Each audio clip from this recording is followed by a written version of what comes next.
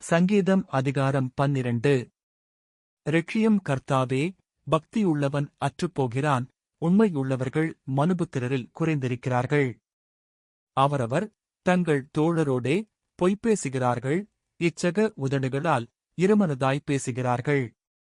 இச்சகம் பேசுகிற எல்லா உதடுகளையும் பெருமைகளை பேசுகிற நாவையும் கர்த்தர் அறுத்துப் போடுவார்.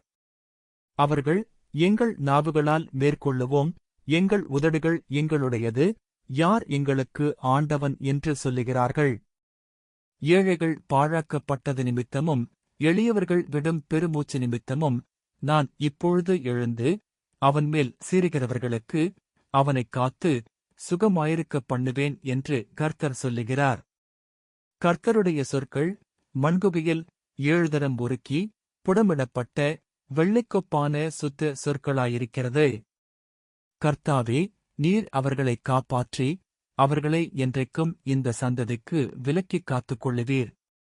மனுபுத்திரரில் சண்டாளர் உயர்ந்திருக்கும்போது துன்மார்க்கர் எங்கும் சுற்றித் திரிவார்கள். ஆமேன். ஆண்டவர் உங்களை ஆசீர்வதிப்பாராக.